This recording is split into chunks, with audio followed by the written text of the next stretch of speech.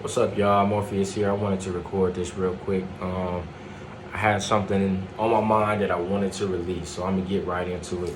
Um, my lady is an author, and she's writing something called an anthology, which is basically a composition, a compilation of writers, and it's really a beautiful thing and a really empowering thing that she's done because she's taking some professional writers and some amateur writers and really giving them all an opportunity to tell their story.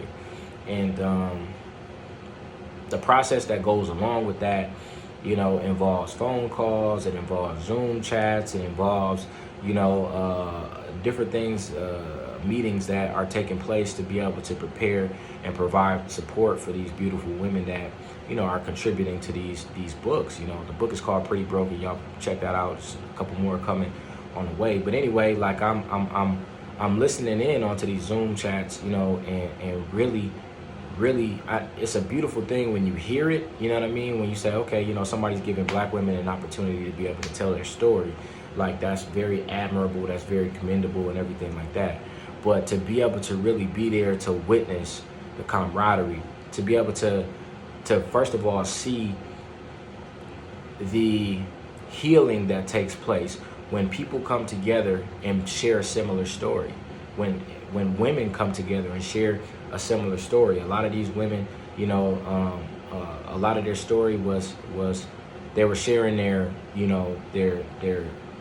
failures as well as their successes. Sharing their whole story, and a lot of their failures, a lot of their traumas, were very similar. And in the similarity of their traumas, it creates, you could tell that it creates a sense of like, I'm not alone type thing, you know what I'm saying? And which is healing, and then, going through that to be able to witness a woman tell her story, and then another woman, what I'm saying, that's on the call or at the meeting, co-sign that, and then they cry together, and then they come around to the successes, and then they laugh together, you know what I mean? And to be able to hear, just I guess the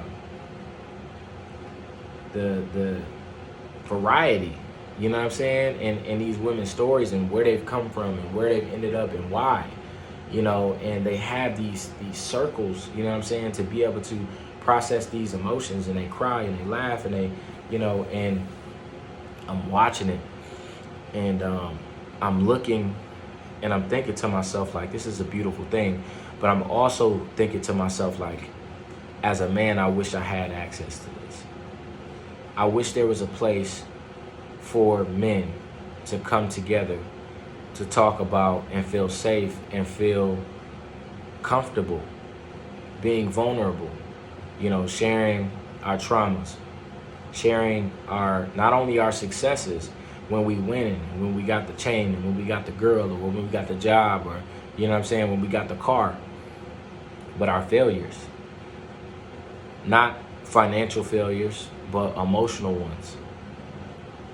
Everybody, in those meetings for that anthology, a lot of the young women, a lot of them were connecting on relationship stories. They experienced a man that was abusive. They experienced a man that was deceptive. They experienced a man that was, distant, disheveled, And I'm thinking to myself, and they're all, like I said, validating each other's story. Yeah, girl, I experienced that too. Yes, I experienced that too. But I'm thinking, like, this is very valuable. This is very beautiful. But how much more beautiful and how much more valuable and constructive would it be if these men that they are talking about could also be here to hear this, and maybe be able to make sense of why they caused that pain. The thing about hurt is that hurt people hurt people. In order for you to cause someone else to hurt, you usually had to experience it somewhere along the way, and just conventional, stereotypical, practice for males, especially Black males, is to not unpack, to just keep going through it. We don't have it. Dave Chappelle had a joke one time where he talked about him being successful and being rich and everything like that, and then he said he got to do something that very few black men in this country get to do. He got to think about how he felt, and that sounds really simple. But sit down and think right now and tell me, when was the last time you got to really think about? I'm talking to the fellas, I'm talking to the men. When did you get to think about how you really feel? What really caused you to cheat? What really made you hit that woman? Why you don't call your kids more? Who hurt you first? And so when we talk about men, whether it be cheating, whether it be abuse, whether it be deception, we always talk about it in terms of the effect, but we never talk about the cause. Black men are not exempt from the law of cause and effect.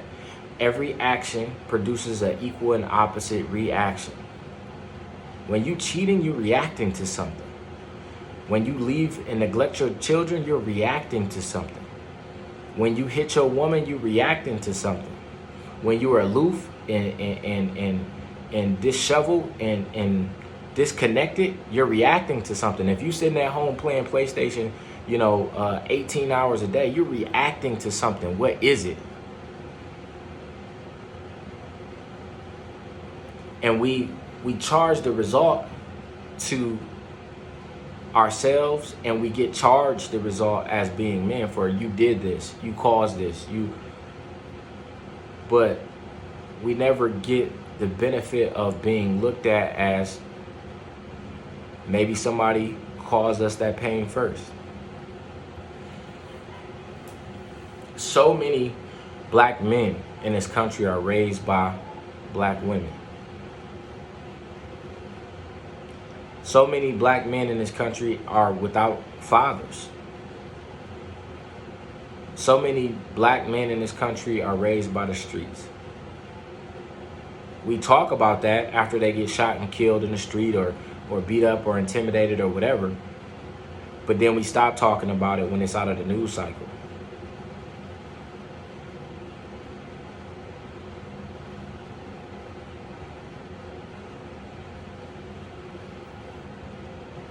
I've been through some of the most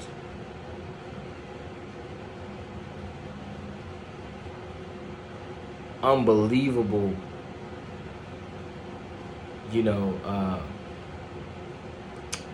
what's the word I'm looking for? I've been betrayed in some of the most blatant ways on damn near every level. Trauma from my mother, from my father, from a best friend of mine, from my ex-wife. And I'm going through all of this, and my experience has been, and I got, married at 19 years old. Was married for 13 years, got divorced, had 3 sons, was there for, my sons from the very time that they were born. My ex, we were together 13 years. She maybe had to work 1. She never worked while she was pregnant. She never, had to go back to work after having a baby. I don't have no education. I don't have no bachelor's degree, nothing. I bust my ass to be able to provide for my kids. I signed every single one of their birth certificates. I cut every single one of their umbilical cords. I changed every single one of their diapers. Not all of their diapers, but I changed their diapers. I bathed them. I clothed them. I fed them. I cooked for them. I taught them all how to ride their bikes. I was there when they all took their first steps.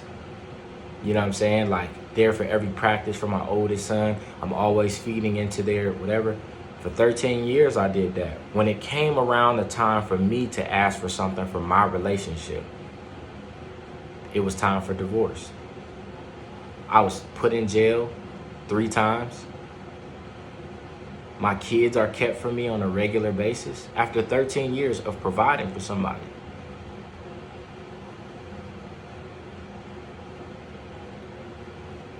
And where can I turn? You hear the same stories echo throughout the country. I'm from Wisconsin. I'm in Wisconsin telling my story. Oh yeah, man, you can't do nothing about that. All these other black men, same experience. Get in an argument and they call the police and say they fear for their life and you get thrown in jail. I never been in trouble with the police in my life before 33 years old. And the person that I took care of from the time that we met, took care of, I went to jail 3 times in 90 days for arguments, lost jobs. And then I get around to my father. Oh yeah, man, I've been through that too. Nick, you could have told me, you couldn't have told me before. You know what I'm saying? Like, where's the help? Where's the communication? We need a space for that, man. Cheating, I've been through that too. I've done that too. And when we talk about cheating, we always talk about it once again from a results perspective. We talk about the Darren Jackson thing and everything like that. But every action produces an equal and opposite reaction. What made you do that? I just recorded a podcast. Not as an excuse, but as understanding so that you can correct your mistake in the future. And maybe so that you can prevent your sons from making the same mistake. So you can tell your daughter what to look out for. Men cheat for 2 reasons.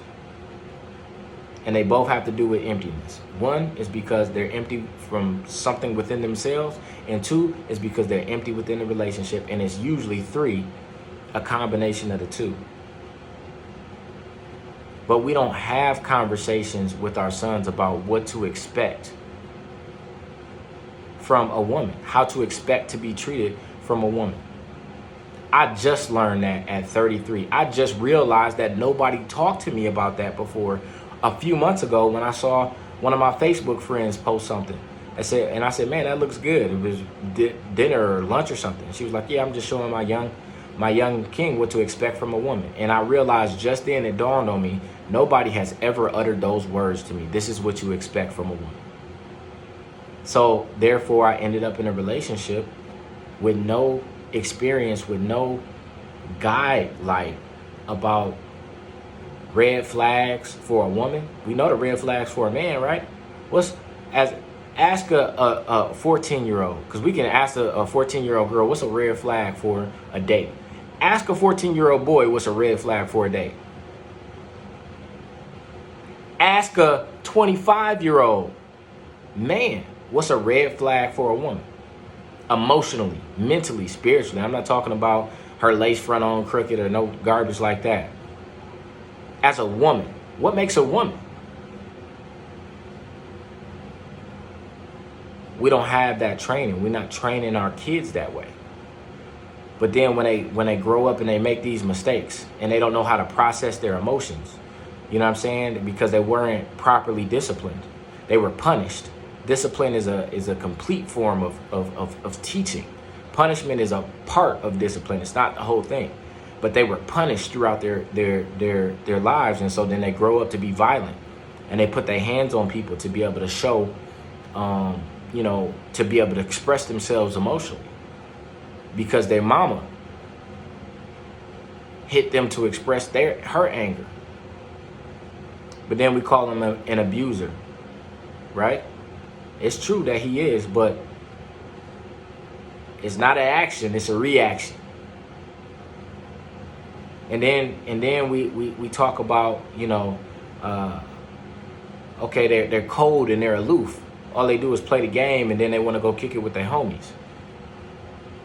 But their mom never told them they loved them. Forgot to tell them that, trying to make them hard for the streets. And their father wasn't around. But he's cold, right? He don't know how to treat a woman. Is it an action or is it a reaction? And then he gets to a point in a relationship where He just wants to be spoken to a certain way, to be respected, to be appreciated. He's not receiving that. He doesn't even know that it's a right of his to expect that from a woman. And so he finds himself in a position where he's looking outside the home for a void within himself to be filled. Now he's a cheater. We need a space. So man, I just wanted to put that out there. King energy, that's really the mission, man. I want to give. It's a lot of brothers out here that's going through similar stories, that's going through similar traumas, that's going through similar, problems, and we out here doing it alone, and we don't have to be, because we all experiencing the same things. It's just we not talking to each other. So I really want that to be, the basis of King energy. I'm finna put this on the internet. I'm gonna put it on YouTube. I hope this shit go viral. I hope somebody hit me up that can help me with this mission, because I got the mouthpiece. I was born for this. I've been talking to people and preaching to people since I was 11 years old. But man, I done been through the ringer, and I'm still here. And if you listening to this and you got, you going through a divorce, or you got a crazy baby mama, or you got somebody at home that, is not taking care of you and expecting the world of you, but don't want to give nothing back, or, you got issues with your mom, or you got issues with your dad, you still here too.